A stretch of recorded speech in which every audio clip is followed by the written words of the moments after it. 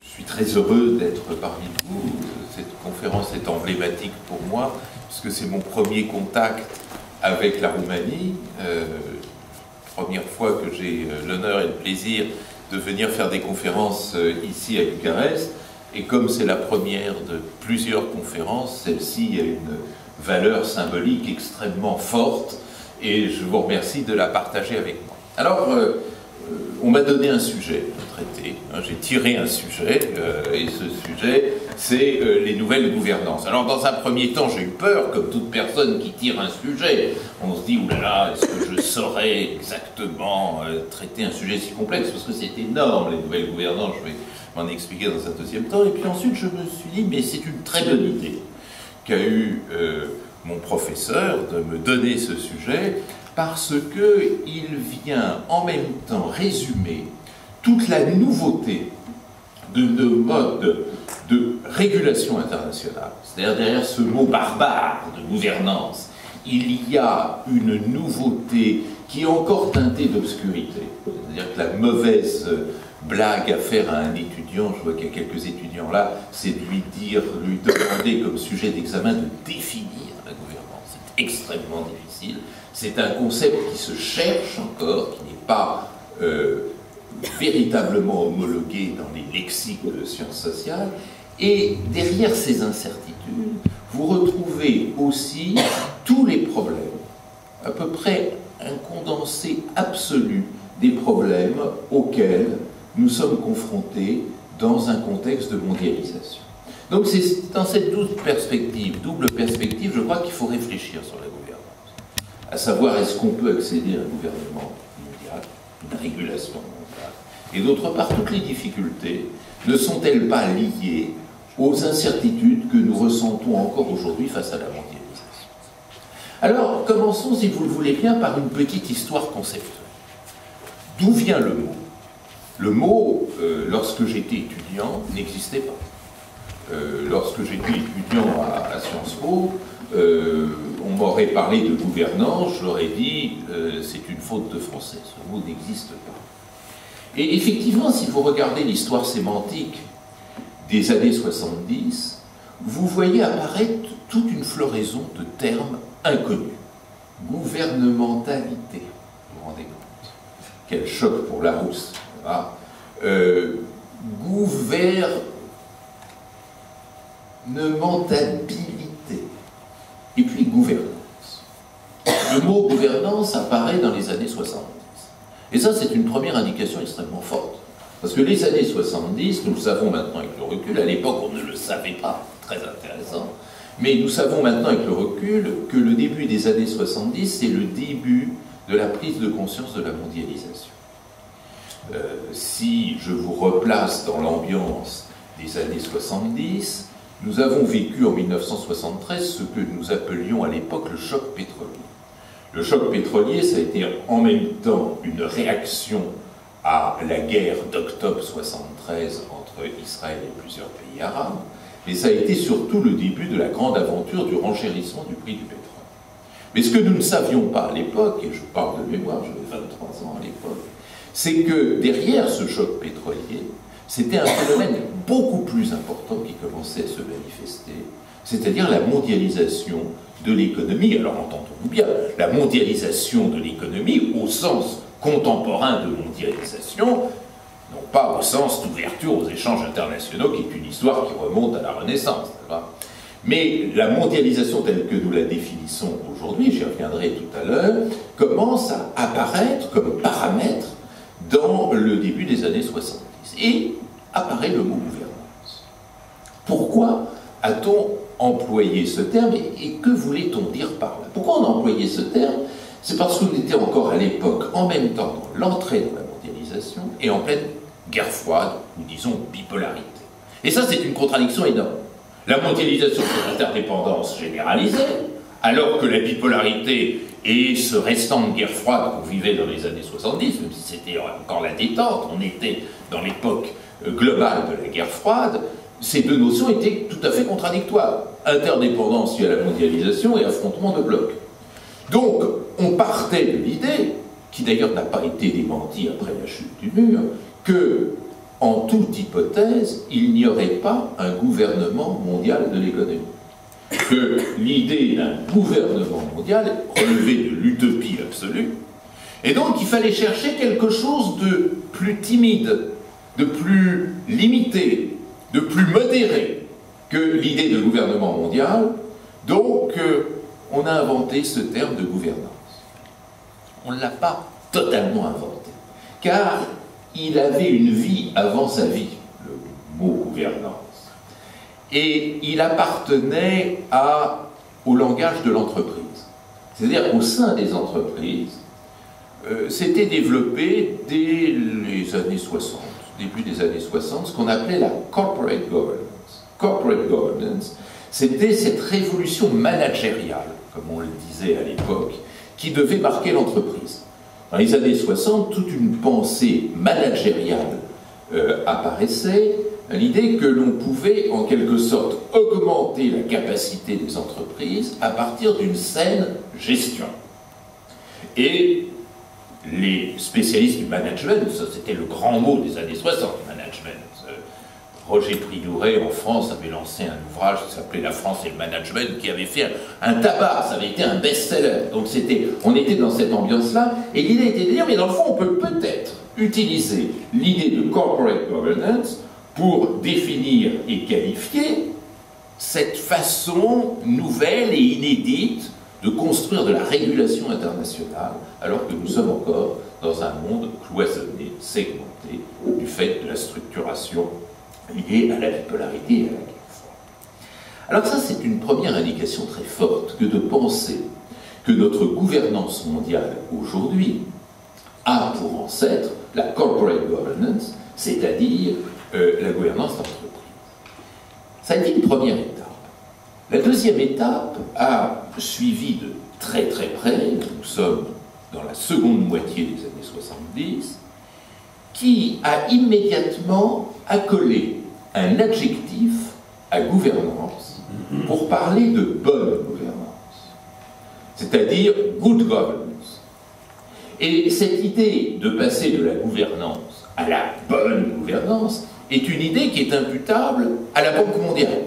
Ça, c'est la Banque mondiale qui prend le relais. Nous sommes dans la deuxième moitié des années 70. Nous sortons à peine de la crise du dollar qui avait marqué le début des années 70, avec le détachement du dollar par rapport à l'or. Donc la Banque mondiale essaye de reprendre le dessus dans la gestion de l'économie mondiale et proclame qu'il n'y a pas de possibilité d'assurer une saine gestion de l'économie mondiale autrement qu'à partir des règles de bonne gouvernance. Alors qu'est-ce que c'est que cette bonne gouvernance? La bonne gouvernance, elle est en fait, et ça c'est la troisième étape qui apparaît déjà, très idéologique. Elle est très idéologique puisque vers la fin des années 70 et surtout début des années 80, apparaît l'idée que la bonne gouvernance, c'est la gouvernance libérale. Et voyez la troisième incarnation du concept de gouvernance qui, cette fois-ci, va s'attacher à montrer que pour assurer la bonne régulation de l'économie mondiale, il faut utiliser, mobiliser les recettes libérales. C'est ce que l'on a appelé, je le dis surtout en direction de nos amis étudiants, le consensus de Washington. Le consensus de Washington, c'est en quelque sorte, cette économie mondiale sera à son optimum de capacité si réellement on épouse officiellement, internationalement, les règles du libéralisme. Et même, je dirais, les règles de l'ultra-libéralisme. En Grande-Bretagne, au début des années 80, une certaine dame vient de gagner les élections, et cette dame s'appelle Margaret Thatcher. Et presque simultanément, aux États-Unis, un homme a défait le démocrate interventionniste Jimmy Carter, et cet homme c'est Ronald Reagan. Ronald Reagan et Margaret Thatcher, tous les deux, proclament qu'il n'y a pas d'autre façon de prendre en charge cette mondialisation que l'on voit grandir qu'à partir des règles de l'ultralibéralisme. La première institution internationale à se faire l'écho de cette idée, c'est donc la Banque mondiale, et la Banque mondiale va dire, mais la bonne gouvernance, c'est une application absolue des règles libérales, c'est-à-dire faire maigrir le secteur public, diminuer le nombre de fonctionnaires, réduire au maximum, voire supprimer, les subventions aux denrées de première nécessité. Et là, nous sommes au début des années 80, et à quoi va-t-on assister? Au Venezuela, en Égypte, en Tunisie, au Maroc, à des émeutes de la faim, c'est-à-dire des pauvres gens, des pauvres individus qui voient tout d'un coup le prix du pain multiplié par 3, par 4, par 5. C'est une véritable révolution. Et là, on est en plein dans l'ère ultralibérale. C'est de ce moment-là qu'est né le concept qui nous accompagne encore aujourd'hui de néolibéralisme, c'est-à-dire, si le libéralisme c'était effectivement le respect des lois du marché, le néolibéralisme, ça va être l'injonction des règles du marché dans l'économie mondiale. C'est-à-dire un double changement. D'une part, on devient impératif, c'est-à-dire on demande même à l'État d'imposer ces règles, et d'autre part, on les internationalise. Ce qui est un double coup qui vient ainsi faire passer le libéralisme de son stade classique au néolibéralisme. Alors, ce que je voudrais vous faire sentir, c'est que dès les années 80, ça a provoqué des remous. Je vous ai parlé des émeutes de la faim. Les émeutes de la faim, janvier 84 à Tunis et le lendemain à Casablanca, ça a été un véritable choc. C'est-à-dire qu'on s'est aperçu tout d'un coup que derrière cette gouvernance de l'économie mondiale apparaissait la question sociale mondiale. Faites bien attention à ce que je viens de vous dire là à 9h24, la question sociale mondiale.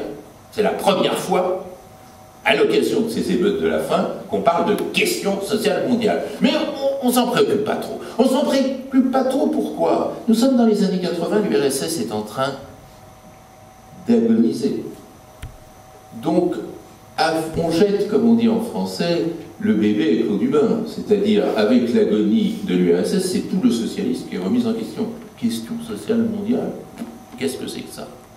Et ni Margaret Thatcher, ni Ronald Reagan ne se soucient de cette question sociale mondiale.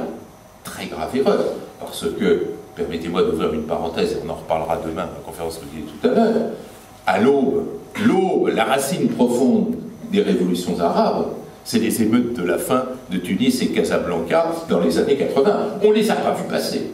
On ne les a pas vues passer, donc 30 ans plus tard, elles vont nous revenir à la figure. Donc, pour l'instant, ce n'est pas un problème. Là, et ça c'est très intéressant, où ça commence à être un problème, c'est que c'est pas si simple de dire, voilà, on entre dans une gouvernance mondiale sous forme de libéralisation absolue. Parce qu'en même temps, vous avez parallèlement, dans les années 70, un début de réflexion qui est notamment amorcé par le rapport Meadows, les prairies, Meadows, le rapport Meadows, qui est un rapport extrêmement important, qui, pour la première fois dans l'histoire de l'humanité, parle de limitation de la croissance. Alors, mais c'est très important cette histoire. Dire, attention, si on continue dans une croissance non contrôlée, on va vers des chocs terribles, notamment, et c'est là qu'on commence à parler de la question écologique, notamment sur l'avenir de l'environnement. Alors, incroyable contradiction, et c'est ça que je voudrais que vous saisissiez bien, incroyable contradiction, parce que d'une part on dit, on va dans le néolibéralisme, c'est-à-dire on libéralise tout, on ne contrôle plus rien, mais en même temps on se dit, attention, il faut quand même limiter la croissance, parce que si on ne la limite pas, on va dans le mur. Et donc là, vous avez, mesdames et messieurs, véritablement la première marque d'une contradiction. On l'avait déjà avec la question sociale, là, avec la question écologique, elle devient absolument indispensable. Et alors, vous avez 15 ans plus tard, en 1987, le fameux rapport Brundtland du nom du Premier ministre norvégien, le rapport Brundtland sur le développement durable, sustainable development, le développement durable. Ça vient prolonger ce que dit Meadows, c'est-à-dire, attention, nous dit le rapport Brundtland, qui a eu un succès énorme à l'époque, n'est-ce pas, 1987. Attention, si nous voulons éviter la catastrophe, il faut non pas assurer le développement des sociétés et des économies, mais un développement qui soit compatible avec la durée. Sustainable development, c'est une idée qui est encore au centre de la réflexion, mais qui va nous placer définitivement dans la contradiction. C'est-à-dire on ne peut pas en même temps dire on libéralise tout et vivre dans l'obsession que le développement, s'il n'est pas contrôlé et s'il n'est pas conçu de manière durable, va mener l'homme à la perte. C'est une contradiction énorme qui vient ainsi apparaître. Et on parle beaucoup, comme vous le savez, et surtout dans les chancelleries françaises, de la COP 21 et de la grande conférence qui aura lieu dans 2 mois sur le climat. Vous êtes là au centre du problème. C'est-à-dire comment concilier la prise en compte des impératifs écologiques qui viennent de toute manière freiner la liberté du marché et assurer un accomplissement complet et total des désirs privés de chaque acteur économique et de chaque entreprise. Vous êtes là, ça n'a pas bougé. Et pour bien montrer à quel point on est dans une logique d'embarras, les Nations Unies, qui mettent toujours beaucoup de temps, vous savez, à réagir. Moi, je suis un fan du multilatéralisme et du multilatéralisme onusien, mais j'aime l'ONU parce que j'aime les éléphants. C'est-à-dire gros mastodonte tout puissant, mais qui a du mal à se déplacer. Hein. Je ne sais pas si vous avez vu se lever un éléphant. Si vous l'avez vu, eh bien, vous savez comment fonctionnent les Nations Unies. Voilà. Et donc, il faut attendre 1995 pour que se mette en place, dans le cadre des Nations Unies, la fameuse Commission on Global Governance. Ah, Global Governance, ça y est, on a pu asseoir les termes. C'est-à-dire, ce n'est pas la gouvernance du système international, c'est la gouvernance de la globalisation. C'est pas exactement la même chose, et je vais tout à l'heure vous montrer en quoi ce n'est pas tout à fait la même chose. Et cette Commission on Global Governance dit quand même quelque chose de très fondateur. Là, on est en quelque sorte au point d'équilibre entre toutes les contradictions que je vous ai montrées. La Commission on Global Governance nous dit il faut une gouvernance à 3. À 3, c'est quoi? Les États, évidemment, on ne va pas les supprimer d'un jour à l'autre. Hein. Deuxièmement, les organisations internationales, les Nations Unies veulent se servir, d'ailleurs elles ont raison, c'est-à-dire les États seuls ne peuvent rien faire, on a besoin des institutions internationales, c'est les institutions de Bretton Woods, bien sûr, le FMI, la Banque mondiale, mais aussi l'OMC, mais aussi toutes les grandes agences et institutions spécialisées des Nations Unies, la FAO, l'OMS, etc., etc. Donc, États, organisations internationales et acteurs privés. Alors voilà, en 1995, vous avez tout le décor. C'est-à-dire l'idée selon laquelle la gouvernance globale est une gouvernance à 3 États, organisations internationales, acteurs privés. Oui, d'accord, c'est beau à dire, mais il n'y a rien qui vous gêne dans tout ça. Il y a quand même quelque chose de très gênant, c'est que c'est du wishful thinking. Comment allons-nous construire un partenariat avec les acteurs privés? Les États qui négocient entre eux, on sait.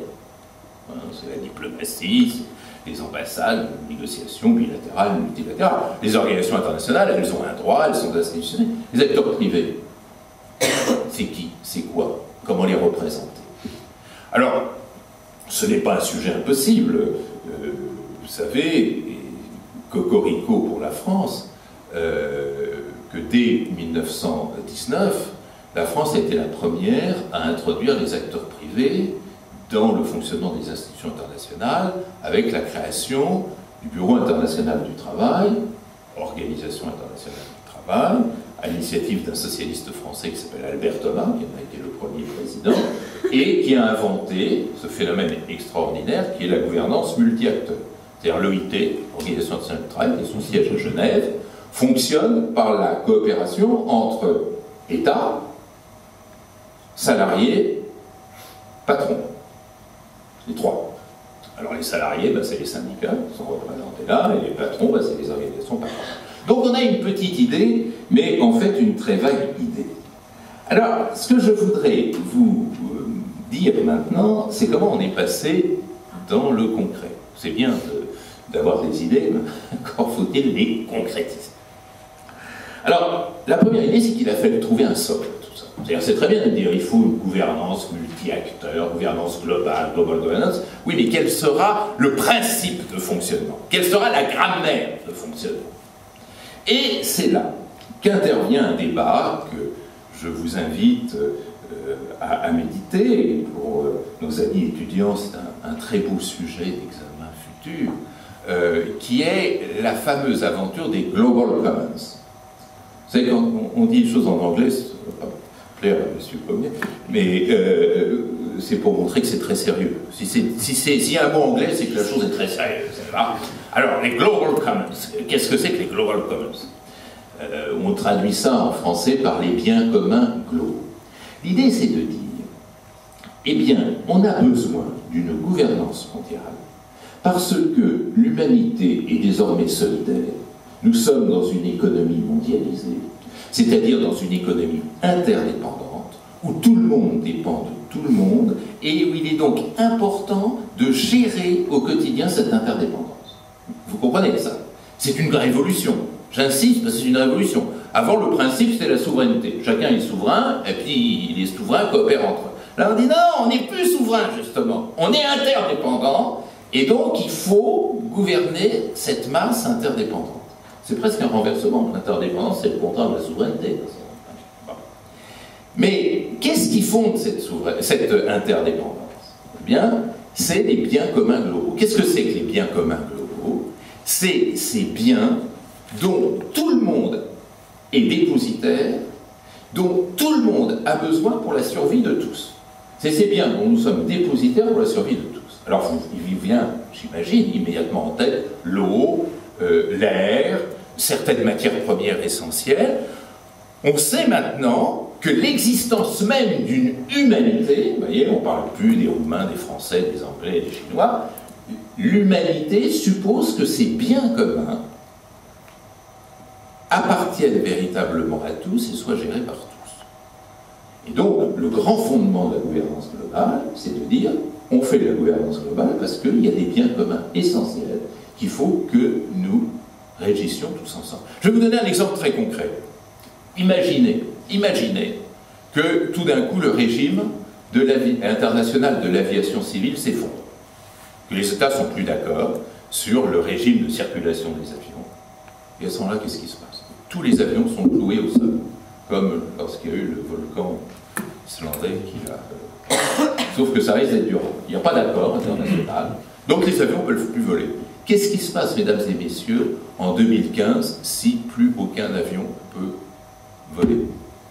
Eh bien, en un mois, l'économie mondiale est par terre. Elle n'existe plus. Et je ne parle pas des dommages sociaux.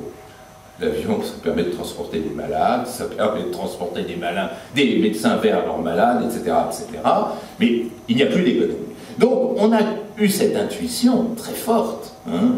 Moi, je suis fier d'appartenir à une génération qui a vu sa découverte. À la fin des années 90, on dit, mais attention, c'est du sérieux. Derrière cette histoire de gouvernance globale, il y a des biens communs essentiels, l'eau, l'air, les transports, les communications, et il faut qu'on s'y mette tous. Et si vous prenez l'aviation civile, je vous ferai remarquer que même la Corée du Nord, elle souscrit rigoureusement à toutes ces conventions internationales. Bon. Oui, mais alors là, il y a eu aux États-Unis, il faut que vous sachiez ça quand même, un formidable débat qui a commencé dès la fin des années 60, à l'initiative d'un monsieur assez étrange, dont il faut que vous reteniez le nom, qui s'appelle Garrett Hardin. Garrett Hardin, H-A-R-D-I-N. Et Garrett Hardin a publié dans la revue The Science un article qui a eu un impact énorme. Mais il y a des générations, parce que 68 c'est hélas des générations, qui se sont étripées là-dessus et qui s'appelle The Tragedy of Global Commons. Et Garrett Hardin, au nom d'un parfait rigorisme libéral, a dit « mais cette histoire de bien commun, ça va très mal finir, c'est une tragédie, puisque si on met les biens communs de l'humanité en libre partage entre les individus, eh bien, en l'espace d'une génération, ces biens vont être gâchés. Parce que si vous permettez aux individus de consommer librement des biens dont tout le monde a besoin pour survivre, que va-t-il se passer? Chacun va en prendre le maximum de part. Chacun va chercher à en prendre le maximum, même s'il n'en a pas besoin. Vous disposez librement d'un certain nombre de biens, vous allez en mettre dans votre poche. C'est toujours la même chose quand vous avez un buffet de libre accès, même si vous n'avez pas faim, vous continuez à manger. Ça, c'est tout à fait humain. Bon. Eh bien, l'idée des biens communs, ça a été de dire ça. Attention, nous dit Hardin, si on met les biens indispensables en libre consommation, ils vont être épuisés. Donc Hardin nous dit, il faut absolument qu'il y ait un coût d'accès. C'est-à-dire, il faut que ceux qui consomment ces biens payent un minimum. S'ils ne le payent pas, ces biens vont s'épuiser. Et ça a été la Bible des libéraux et des néolibéraux. En disant, vous voyez bien, la base de la gouvernance mondiale, c'est bien le marché. Et face à eux, un certain nombre de personnes critiques à l'égard du libéralisme ont, dès les années 70, réagi en disant « Mais attendez, ça veut dire que la gouvernance mondiale sera entre les mains des riches. Si, pour accéder aux biens communs de l'humanité, il faut payer, les plus pauvres n'y accéderont pas. » Vous savez, n'oubliez quand même pas que vous avez 800 millions de gens sur Terre qui ne mangent pas à leur faim. 800 millions. Vous savez que chaque année, 6 millions de personnes meurent de faim. 6 millions. Ça veut dire que vous savez que la faim dans le monde fait l'équivalent en nombre de morts d'une attaque sur le World Trade Center, style 11 septembre, toutes les 3 heures. À cause de la faim dans le monde, vous avez chaque jour l'équivalent de 8 attaques sur le World Trade Center. Faut pas oublier ça. Le terrorisme, c'est un détail à côté des ravages causés par la faim et par les inégalités socio-économiques. Il faut savoir ça. Et je reviens encore au clin d'œil sur ce dont nous parlerons demain. L'alerte première à la sécurité mondiale, c'est pas le terrorisme, c'est pas les missiles iraniens ni nord-coréens. L'alerte première, c'est les inégalités socio-économiques. C'est-à-dire, si les inégalités socio-économiques dans le monde ne sont pas réduites, dans 25 ans, je demande pardon aux jeunes, parce que moi, dans 25 ans, ma carrière sera terminée, peut-être pire que ça encore, mais vous serez en plein dans la vie et vous risquez d'être confronté à des tragédies épouvantables. Donc il y a un vrai débat. Est-ce que véritablement on réintroduit l'inégalité d'accès aux biens par l'intermédiaire justement du droit d'accès aux biens communs de l'humanité? C'est un énorme problème. Et est apparue une personne qui a répondu à Garrett Hardin, qui est Eleanor Ostrom. O-R-S-T-R-O-M. Ostrom. Il faut que vous connaissiez ça.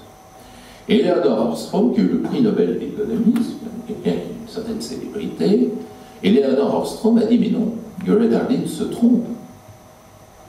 On peut très bien imaginer un accès libre aux biens communs qui soit protégé du risque de gaspillage. Par quoi? Par les institutions. Les institutions sont faites pour ça. Et voilà, soudain, l'idée de gouvernance mondiale de nouvelle gouvernance, on est vraiment au cœur de notre sujet, qui apparaît dans sa tête. Nous savons maintenant que la nouvelle gouvernance mondiale, elle a 3 genres. Un peu monstrueux, mais c'est monstrueux la gouvernance mondiale. D'abord, elle réunit acteurs publics et acteurs privés. Deuxièmement, elle suppose une conduite de l'économie globale. Et troisièmement, elle suppose un certain nombre de règles institutionnelles sur lesquelles les États se mettent d'accord. Et si vous acceptez ces 3 éléments, vous avez le code des nouvelles gouvernances. Ces 3 éléments, mesdames et messieurs, sont 3 révolutions. Faire entrer les acteurs privés dans la gouvernance mondiale, ça s'est jamais fait. Ça ne veut pas dire que les acteurs privés ne comptaient pas avant tout ça, mais ils n'étaient pas institutionnalisés dans leur rôle de gouvernance. Deuxièmement, considérer que l'économie mondiale, ce n'est plus une addition d'économies souveraines, mais c'est une interdépendance d'économies. C'est quelque chose d'absolument indispensable, mais c'est quelque chose de tout à fait nouveau, qui est contraire aux règles du mercantilisme, dont je pense que vous avez entendu parler. Et troisièmement, considérer que les institutions sont au centre de cette régulation internationale, c'est une petite pichenette adressée aux ultralibéraux, mais c'est le début de notre nouveau droit international. C'est-à-dire droit international public, mais aussi droit international économique, ce fameux droit international économique qui prend aujourd'hui une expansion tout à fait importante. Voilà. Alors, d'un certain point de vue, on a l'impression d'être arrivé. Comme ce n'est pas encore l'heure, on n'est pas encore arrivé. Parce qu'il va falloir maintenant mettre en place les institutions. Alors, là, c'est beaucoup plus compliqué. Il y avait en stock 3 formules. Et les plus conservateurs ont dit, il suffit de ranimer ces 3 formules. La première formule, c'est la formule de la coopération internationale. Alors, la coopération internationale, elle a été théorisée par les sciences sociales et par la science des relations internationales, notamment par le très grand politiste et internationaliste américain qui s'appelle Robert Keohane. K-E-O-H-A-N-E, Robert Keohane. Et Robert Keohane dit, c'est pas compliqué. Il y a toujours un moment où pour un État, c'est plus avantageux de coopérer que de faire la guerre. Et avec l'augmentation fantastique des coûts de la guerre, liés notamment à l'arme nucléaire, le coût de la coopération diminue. C'est de plus en plus avantageux de coopérer, de moins en moins avantageux de se faire la guerre. Bon. C'est très bien, seulement la coopération internationale, ça a un gros défaut, et qui est le cancer actuel. Je dis ça parce que c'est vraiment quelque chose qui n'est pas suffisamment dit, qui est que quand on coopère, on a tendance à préférer la coopération bilatérale à la coopération multilatérale. Pourquoi? C'est plus facile. Et ça peut rapporter gros, parce que quand vous coopérez avec un autre acteur, pardon monsieur, je prends comme exemple, nous coopérons, je peux toujours trouver, moi et vous monsieur, vous allez trouver, les points avantageux d'un échange bilatéral. C'est une loi simple de l'économie. Voilà. C'est-à-dire que monsieur a un certain nombre de qualités, sûrement beaucoup, un certain nombre d'avantages. Moi, j'ai plein de défauts, il le sait, donc il va utiliser ses défauts contre moi, mais j'ai un certain nombre de qualités, et il va trouver facilement l'optimum de conciliation entre nos qualités et entre nos défauts. Donc c'est facile. Le multilatéralisme, c'est impossible. Le multilatéralisme, il faut véritablement élaborer des règles collectives. Et le grand danger du multilatéralisme qui fait peur aux États, c'est le cavalier seul. C'est-à-dire, on laisse les autres payer pour un arrangement multilatéral, et nous, on est là dans un coin, on attend et on en profite. Ce qui rend le multilatéralisme dangereux et qui suscite la méfiance. Donc on préfère le bilatéral. Mais quel est l'avantage, quel est l'inconvénient du bilatéral? C'est quand vous faites de la coopération bilatérale, vous maximisez vos avantages, mais au détriment de tous les autres. si, je ne sais pas moi, j'ose pas dire devant un représentant de l'ambassade de France, si la France et l'Arabie Saoudite concluent des accords bilatéraux mutuellement avantageux, c'est tous les autres qui en font les frais. Alors que si vous faites un règlement multilatéral, vous limitez les coûts pour tous. Vous êtes un pays pauvre. Vous avez énormément, une fraction importante de votre population qui souffre de la faim. Vous passez un accord avec un pays qui va vous aider. Bon, très bien, vous allez pouvoir vous sauver dans le court terme. Mais vous vous interdisez, du coup, de créer une alliance d'intérêts avec les autres qui ont faim, et donc vous allez les desservir par l'accord bilatéral que vous passez. Pardon. Mieux encore, vous êtes pauvre. Quel est le réflexe du pauvre? C'est jamais de s'associer à d'autres pauvres. Parce que si vous associez avec d'autres pauvres, vous partagez les bénéfices de votre association. Donc vous en avez moins. C'est de trouver un riche qui deviendra votre patron et qui va vous donner, à titre exclusif et privilégié, tous les avantages que vous demandez. Donc c'est beaucoup plus intéressant de faire du bilatéral. Vous faites votre bonheur privé, mais vous faites le malheur public. Donc le bilatéralisme, c'est quelque chose de très dangereux, et c'est quelque chose de très pratiqué dans les contextes de crise économique mondiale, et notamment maintenant, où le bilatéralisme augmente de manière très très préoccupante. Donc, la théorie de la coopération internationale a mal à démarrer. Deuxièmement, vous avez le multilatéralisme. Alors, vous savez, je le dis en direction de nos amis étudiants, le multilatéralisme, il a été en partie inventé à la fin de la Première Guerre mondiale, avec la création de la Société des Nations, mais il a surtout pris son envol en 1945 avec la création du système des Nations Unies. Et le multilatéralisme, il a deux gros défauts. Le premier défaut du multilatéralisme, c'est qu'il vient légaliser le différentiel de puissance. C'est-à-dire que dans le multilatéralisme onusien, les plus puissants ont plus de droits que les autres.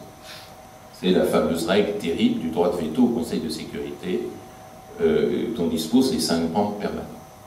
Qui fait que quelque chose qui ne plaît pas aux 5, et surtout à l'un d'entre eux, les États-Unis, est immédiatement bloqué par un veto. L'un d'entre eux, les États-Unis, mais du temps de la guerre froide, c'était 2 d'entre eux, c'est-à-dire l'URSS et les États-Unis.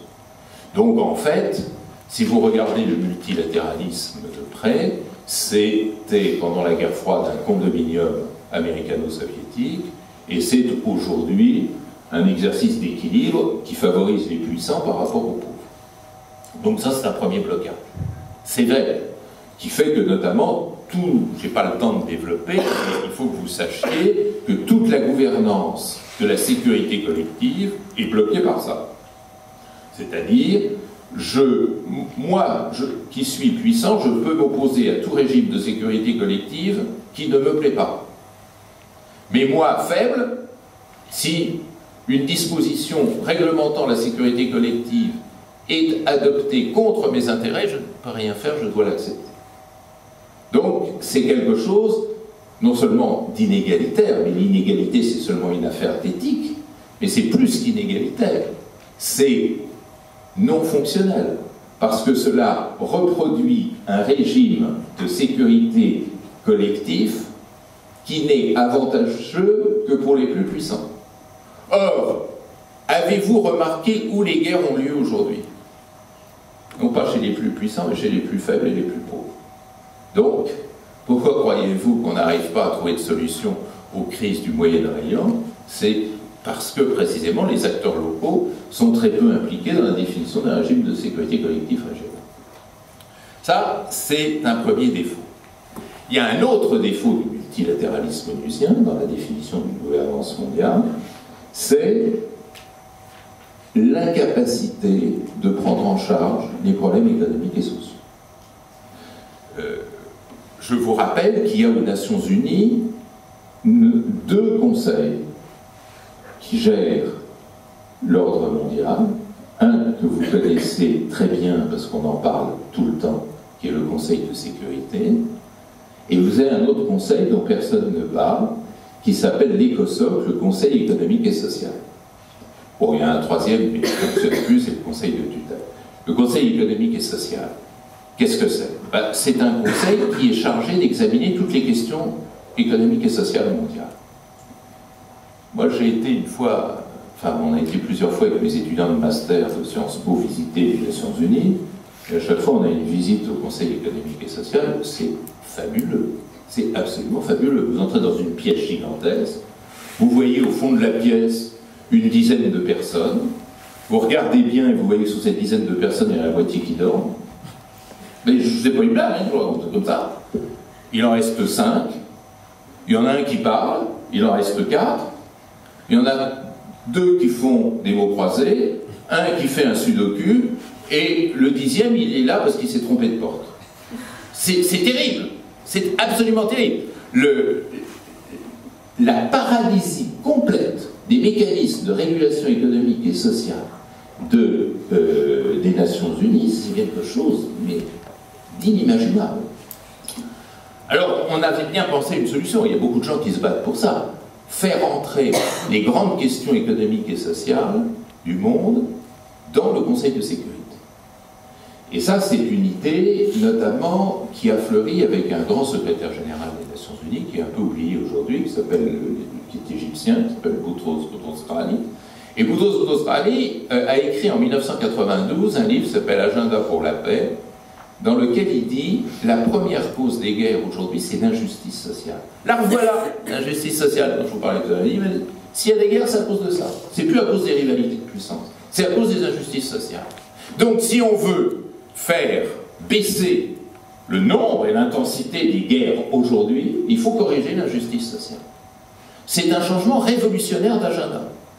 C'est-à-dire, il ne s'agit plus de réguler la puissance, il s'agit de réguler les inégalités économiques et sociales. Les États-Unis ont été tellement furieux qu'ils ont décidé de s'opposer à la réélection de Boutros Boutros-Ghali comme secrétaire général des Nations Unies. C'est le seul des secrétaires généraux qui n'ait pas pu accomplir 2 mandats. Bon. Alors, cette idée, elle a pourtant été reprise par son successeur, qui était aussi un très grand secrétaire général, Kofi Annan, le gars américain Kofi Annan, qui a repris cette idée à travers ces fameux objectifs millénaires pour le développement, et à travers, ça je vous le recommande à toutes et à tous, ce merveilleux discours du millénaire, prononcé par Kofi Annan en 2000, qui commence par « We people of the United Nations ». Il n'y a rien qui vous choque là? « We people of United Nations ». Il n'y a rien qui vous choque? « We people of the United Nations ». Je ne redémarre pas tant que vous ne m'avez pas dit. We people of the United Nations. Ça n'existe pas. Pardon? Ça n'existe pas. Nous. C'est qui, nous? Vous chauffez. Vous n'êtes pas loin. Ben, il n'a pas dit we nations of the United Nations. Il n'a pas dit we states, we governments, we people. C'est-à-dire que pour la première fois dans l'histoire des relations internationales, le sujet devient les peuples. Ah, c'est intéressant cette affaire. Tellement intéressant que ça bouleversait le tableau. Là. Et l'argument, c'est de dire, mais voilà, il est temps maintenant de faire entrer les grandes questions qui intéressent les peuples au Conseil économique et social. Qu'est-ce qui s'est passé, vous savez ce qui s'est passé? Eh bien, nous sommes en 2015, ça, ce discours est daté de 2000, le Conseil de sécurité des Nations Unies ne s'est saisi que 2 fois de questions sociales. La première fois, c'était peu de temps après, je crois que c'est l'année 2000 elle-même, le Conseil économique et social, le Conseil de sécurité, pardon, le Conseil de sécurité des Nations Unies s'est saisi de la question du sida. Et pourquoi il s'est saisi de la question du sida? Uniquement pour protéger les casques bleus, c'est-à-dire les troupes des Nations Unies envoyées notamment en Afrique. Il y a une endémie du sida en Afrique, donc il faut protéger nos soldats. Un peu décevant. Et la deuxième fois, c'est très récemment, sur la question du virus Ebola, dont vous avez entendu parler, qui affecte l'Afrique occidentale. Mais pourquoi? C'est à partir du moment où on s'est aperçu que l'Ebola était très contagieux et pouvait arriver en Europe et en Amérique du Nord. Et ce n'est pas pour sauver les populations africaines. Donc, vous voyez, ce que je voudrais vous montrer, c'est qu'il y a un énorme déficit de prise en charge par le multilatéralisme des questions économiques et sociales. Alors arrive un 3e Lascar, puis il y aura un 4e, et puis ce sera fini. il y a un troisième lascar qui arrive, c'est les clubs. Les clubs. D'ailleurs, on s'est dit, on n'arrive pas à construire de la vraie coopération internationale. Le multilatéralisme institutionnel ne fonctionne pas, donc on va tenter les clubs. Qu'est-ce que c'est que les clubs? Un petit nombre d'États qui prennent en charge la gouvernance du monde, à partir d'un argument très fort, apparemment très fort, qui consiste à dire pourquoi la gouvernance multilatérale ne fonctionne pas. C'est parce qu'il y a 193 États souverains dans le monde et que discuter à 193, c'est pas possible. Donc discutons à 5, 6, 7, 8. Et là, tout deviendra possible. Alors ça, il faut que vous compreniez que c'est une idée, je dirais même c'est une obsession européenne. Les Européens ont toujours été obsédés par la diplomatie de club. Pourquoi? Parce que l'Europe, c'est un continent de proximité, de puissance, qui prétendent toutes à la gouvernance du monde. Et ça a commencé en 1815 par le Congrès de Vienne, dont vous avez bien entendu parler. Et ce Congrès de Vienne prétendait régenter l'ensemble de l'Europe, et puis pendant qu'on y est, l'ensemble du monde. Le Congrès de Vienne a désigné 4 grands, les 4 vainqueurs de Napoléon, c'est-à-dire la Russie, l'Angleterre, la Prusse et l'Autriche, l'Empire d'Autriche, qui allait devenir l'Empire austro-hongrois. Et puis, 3 ans après, la France vaincue a été pardonnée et intégrée dans ce petit cercle. Et c'est ainsi qu'est né, en 1818, le Concert européen. Le Concert européen est la première instance dans l'histoire mondiale qui prétend à la gouvernance. Et le Concert européen, formé de ces 5 États européens, avait pour fonction explicite et proclamée de veiller au bonheur des Européens. C'est très mauvais quand les politiques commencent à dire on est là pour veiller à votre bonheur. Parce que traduisez, on est là pour veiller à ce que notre conception du bonheur vous soit imposée. Hein? Donc à veiller au bonheur européen, mais aussi au monde. Aussi au monde. C'est-à-dire ce concert européen, par exemple, va se saisir d'un grand événement qui va avoir lieu 2 ans après, qui est l'indépendance de l'Amérique du Sud. Ça nous regarde, on va essayer de régler tout ça. Et effectivement, ils vont s'occuper de tout. Dès qu'il y a une révolution quelque part, ils vont envoyer une troupe pour l'étouffer. La révolution libérale en Espagne, nous sommes en 1821, eh bien la France va envoyer les 100 000 fils de Saint-Louis, comme on disait, remettre de l'ordre et redonner au roi Ferdinand VII sa couronne légitimiste. Puis il va y avoir des révolutions à Naples, Metternich va envoyer ses troupes. Et puis des révolutions en Allemagne, Metternich rebelote. Et puis il va y avoir la question belge, c'est le Concert européen qui va fabriquer à la conférence de Londres la Belgique. Il va fabriquer la Belgique, elle n'existait pas. Ils vont prendre des ciseaux et ils vont fabriquer la Belgique. Vous avez vu le succès que ça a eu. Et on peut ainsi continuer l'histoire. Alors ce qui est très intéressant, notez bien ça, c'est que, bon, les Européens, au XIXe siècle, ils avaient vraiment conscience d'être seuls. C'est-à-dire l'Afrique commençait à être colonisée, on ne va pas laisser s'assassiner la gouvernance du monde, la Chine c'est loin, et puis quand on commence à la découvrir, c'est en fait pour la placer sous nos ordres. Donc l'Europe, c'est le monde. Ça, c'est la grande pathologie de l'Europe, de croire qu'elle est le monde. Mais quand même, il y avait un petit truc qui gênait, un petit truc qui fait désordre dans tout ça, c'est quand même les États-Unis. Alors, aux États-Unis, un président dont vous avez entendu parler, Monroe, développe la doctrine Monroe, ce qui s'appelle Monroe, sa doctrine s'appelait la doctrine Monroe, qui consiste à dire l'Amérique, c'est pour l'Amérique, l'Europe, c'est pour l'Europe. Donc on ne se mêle pas de vos affaires, donc on ne veut pas de votre concert européen, mais une seule condition, c'est que vous ne vous mêliez pas de nos affaires. Donc, il commence à y avoir un concert américain dominé par les États-Unis, puis un concert européen qui est dominé par les 5 grands Européens. Ça va durer jusqu'à 1885. 1885, congrès de Berlin, qui est un congrès important, puisqu'il s'agit de découper l'Afrique entre les puissances coloniales. Et là, les Américains disent on vient. On vient. Et c'est la première grande conférence internationale qui va faire son apparition en 1885. Alors, qu'est-ce qui va se passer? Alors ça ne va pas vous plaire. Parce que quand les Américains sont arrivés à Berlin en 1885, le chef de la délégation américaine, un diplomate américain qui s'appelait M. Watson, dit « Sorry, I don't speak French.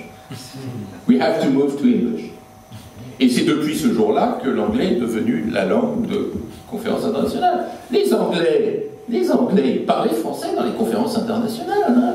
Ils parlaient le français un peu bizarre, un peu étrange, avec une accent très forte, mais ils parlaient le français. Hein. Et Metternich était l'homme qui a fait le moins de fautes à sa dictée. La fameuse dictée de Mérimée, le prince Metternich, une faute, un quart.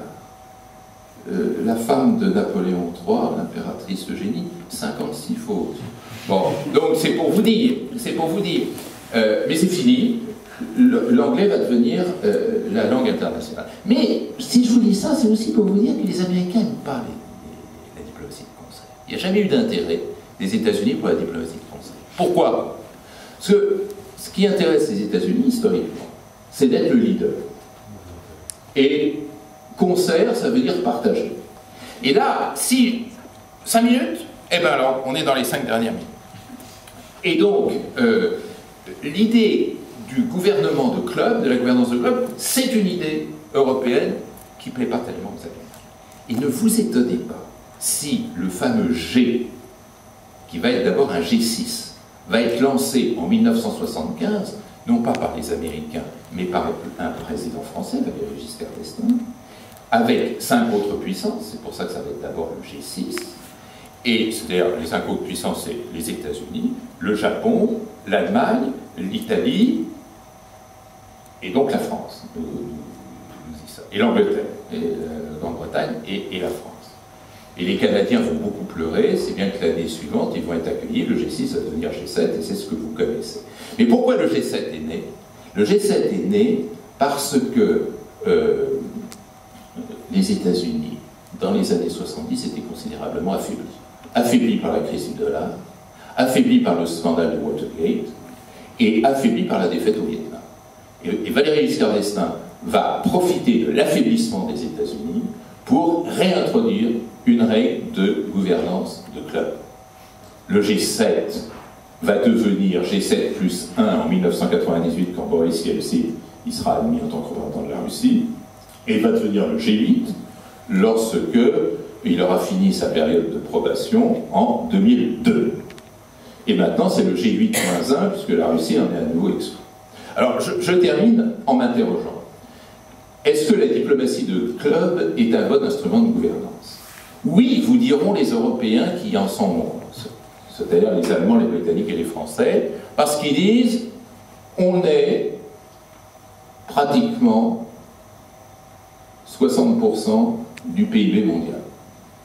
Et avec le G20, qui va voir l'entrée des grandes puissances émergentes, on est même 95% du PIB mondial. La question que je vous pose, mesdames et messieurs, pour terminer, elle est double.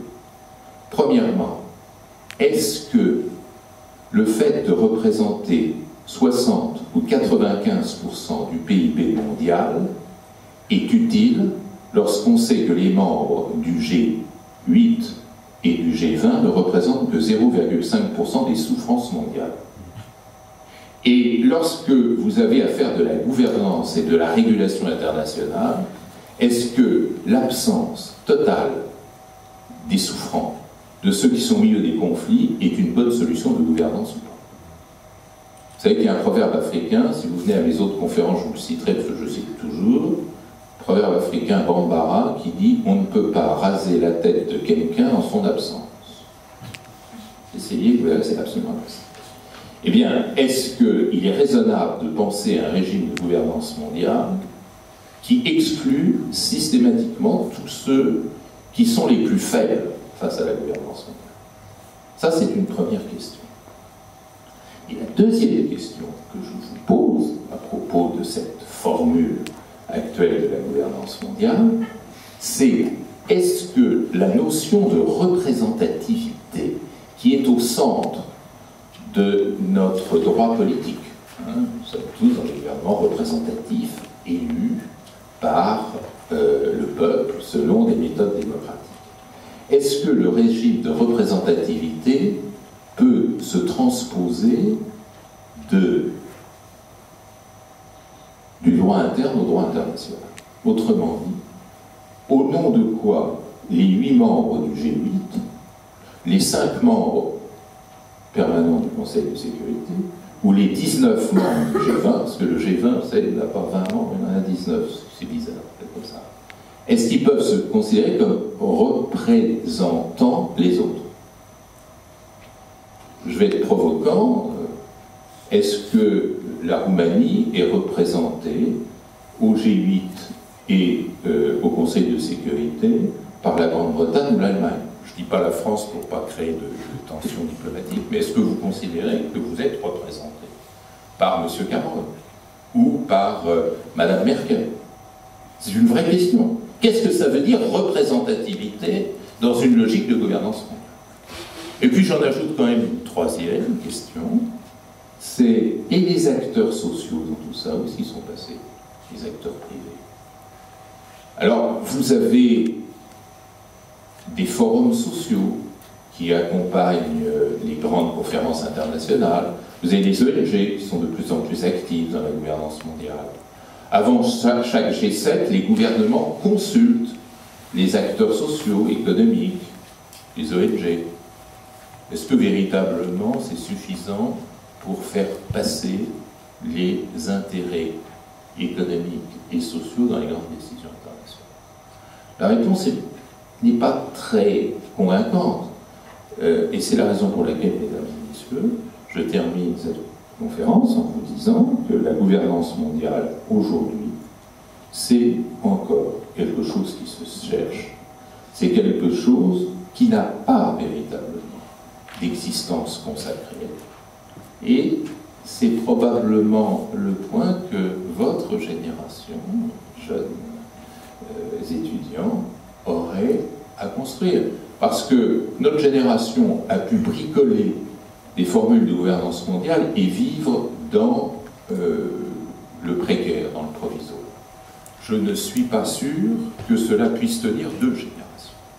Donc l'urgence d'une gouvernance mondiale, à mon avis, il n'y a qu'une seule solution. C'est revisiter, comme disent les anglo-saxons, revisiter le multilatéralisme institutionnel et l'enrichir. Sinon, eh bien, nous allons droit dans le mur. Voilà, je vous remercie.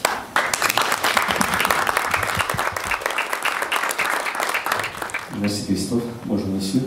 Je vais reprendre un peu la conclusion de votre exposé.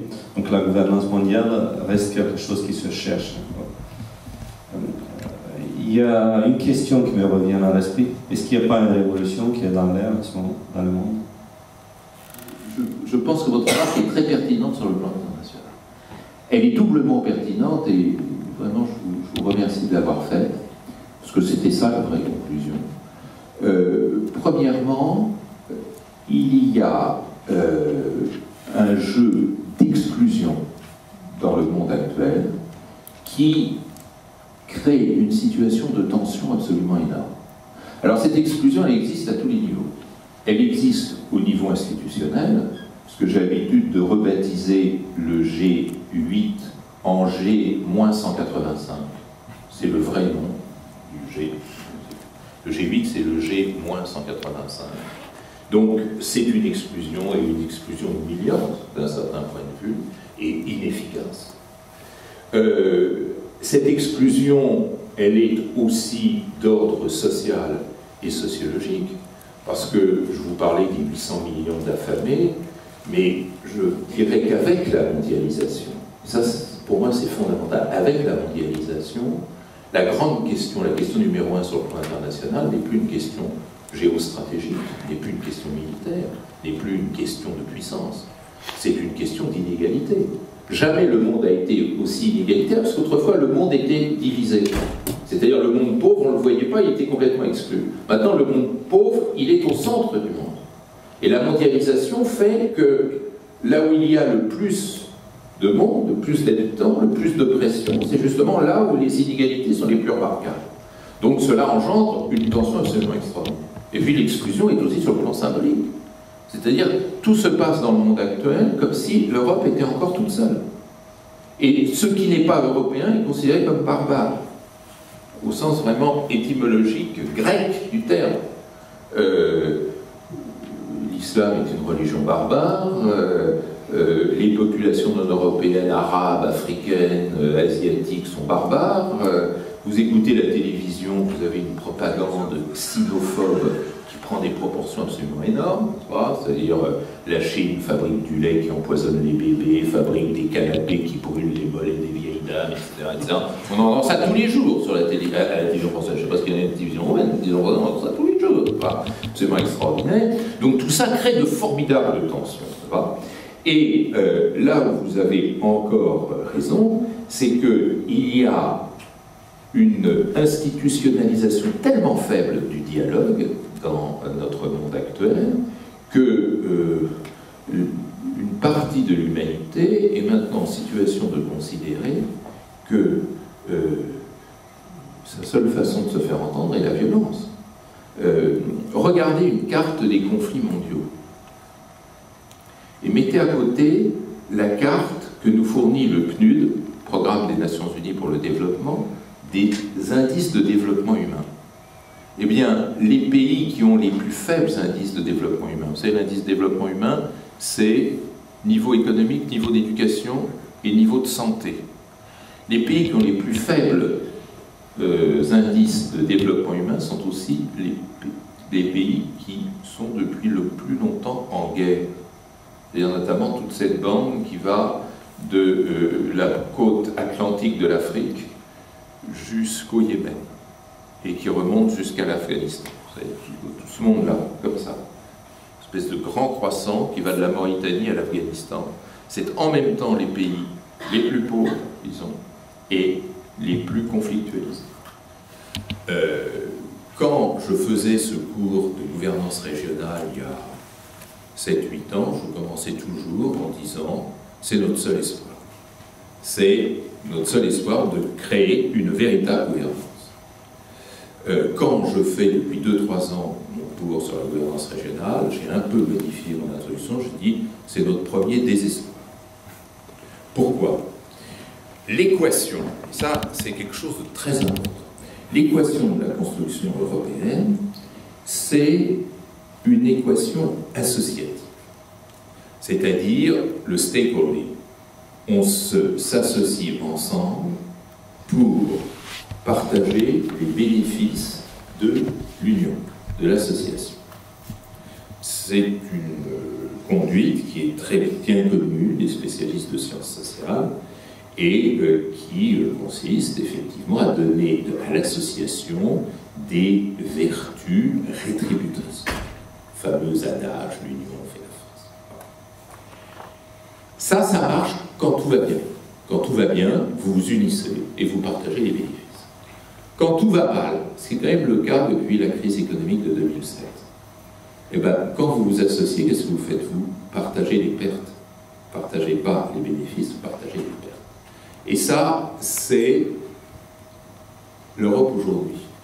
Quand vous êtes un État membre de l'Union européenne et que vous vous apercevez que le jeu associatif conduit à partager les pertes, qu'est-ce que vous faites? Vous êtes un gouvernement élu, vous avez un réflexe nationaliste, c'est-à-dire prendre le moins de pertes possible à charge. Normal, les électeurs vous surveillent et vont vous jeter si vous avez une autre conduite.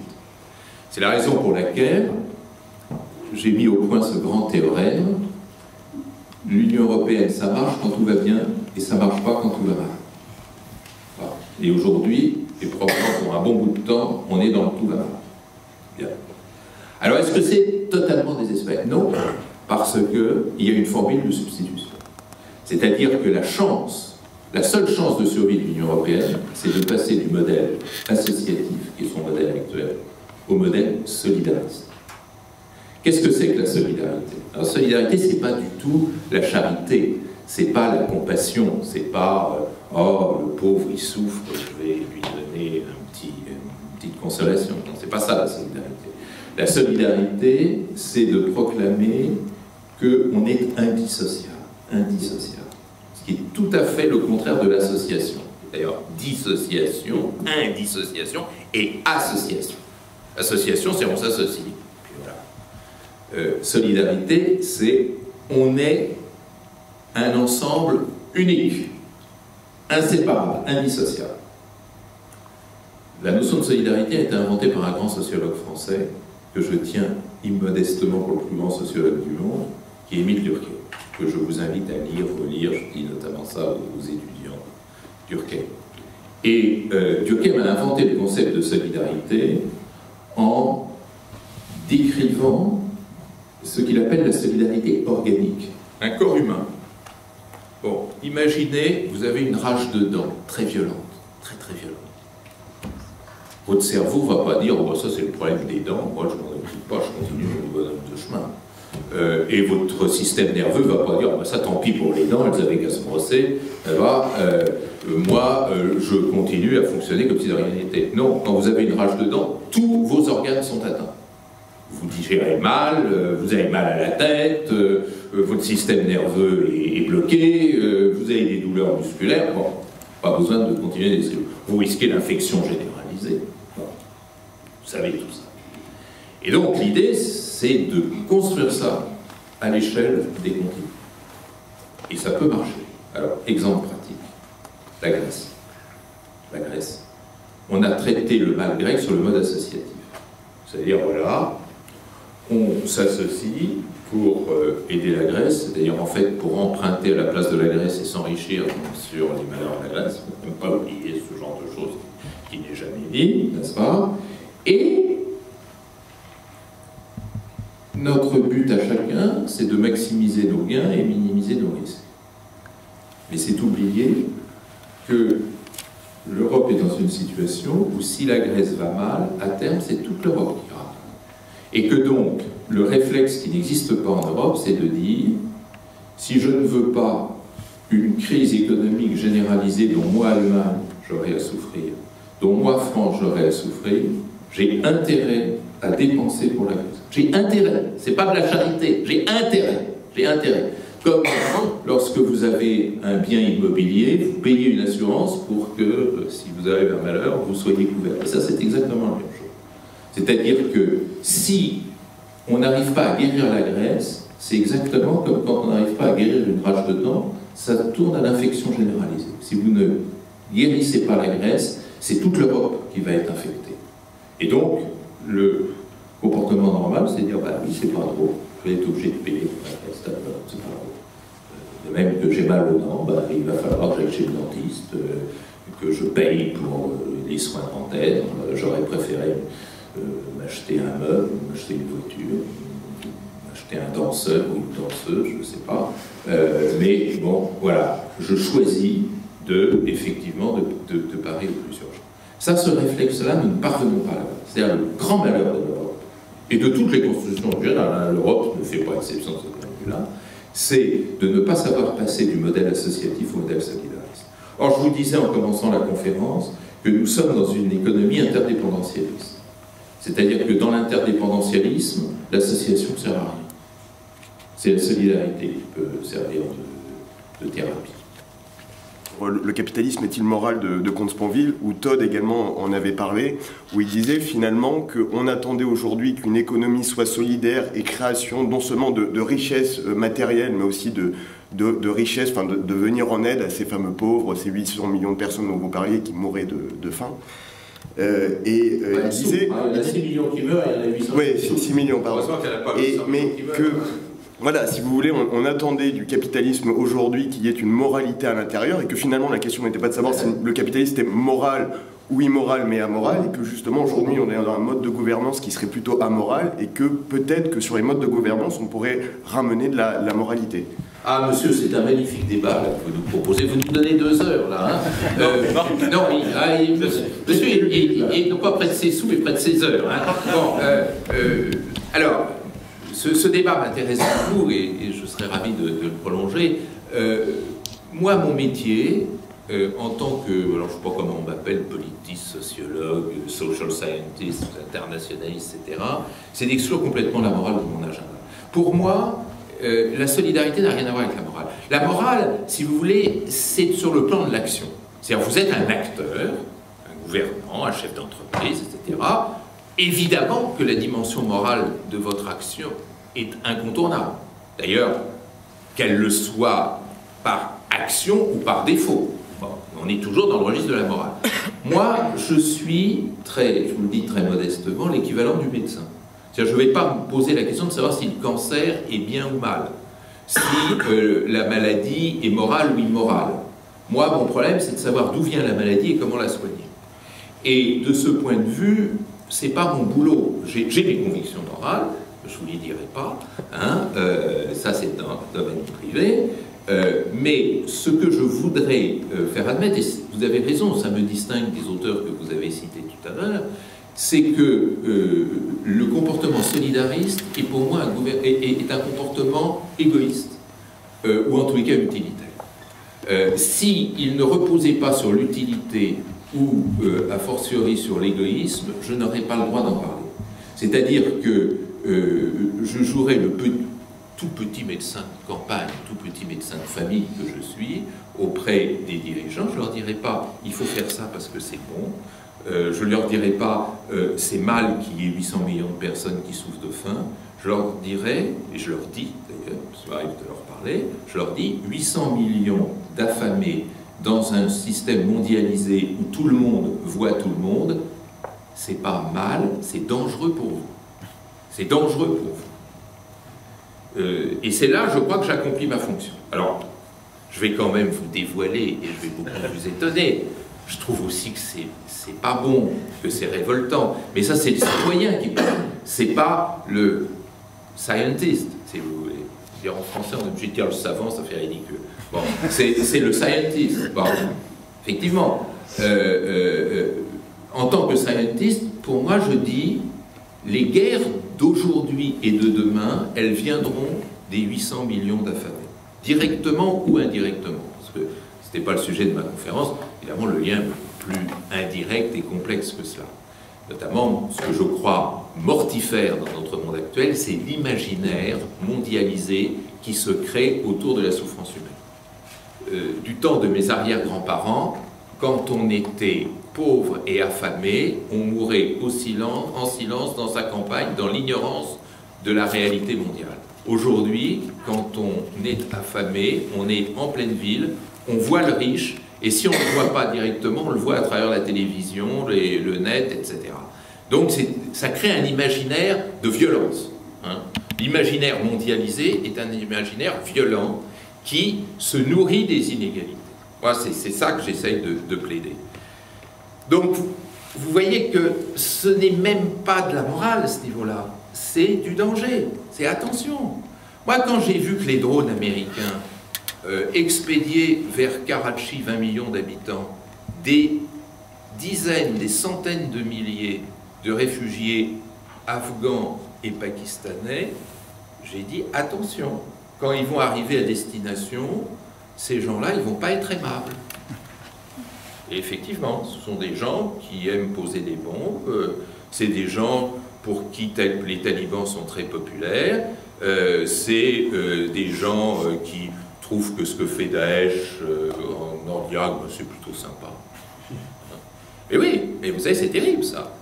Et je ne sais pas ce qu'il en est en Roumanie, ce serait bien de discuter avec vous, mais en France, on s'étonne beaucoup des djihadistes français. Alors quand les djihadistes français ont un nom arabe, on dit oh bah, c'est comme ça, ils sont pas chill. Voilà. Mais alors quand c'est un Breton converti à l'islam qui va faire le djihad en Syrie, ah, c'est incroyable, ça doit être des monstres. Bah non, c'est pas des monstres. C'est des pauvres garçons qui ont raté leur insertion dans la société et qui épousent un imaginaire mondialisé. Et qui se disent, ben, la façon d'exprimer ma révolte auprès de mon voisin de palier ou de tonton machin, c'est de prendre un nom arabe, de me convertir, de me laisser pousser la barbe et de partir en Syrie. Voilà. Moi, dans ma génération, on se laissait pousser les cheveux et on fumait des joints, n'est-ce pas? Et on allait au Népal, et puis en 68, à l'âge de 14 ans, on faisait l'amour avec la fille du grand bourgeois à côté. Je vous raconte pas ma vie. Hein, bon, ben, ça, cet imaginaire-là, c'était celui de ma jeunesse. c'est plus l'imaginaire du frustré d'aujourd'hui. D'abord, moi, j'ai jamais été frustré, mais l'imaginaire du frustré d'aujourd'hui, c'est d'être un djihadiste. Eh bien, si on intègre ça, monsieur, c'est pas moral, c'est un danger. Et moi, je dis à monsieur Hollande, tant que je pouvais le voir, je lui disais, ce genre de truc, c'est les périls de demain. Et maintenant, si je le revoyais, je dirais, c'est les périls d'aujourd'hui. Bon,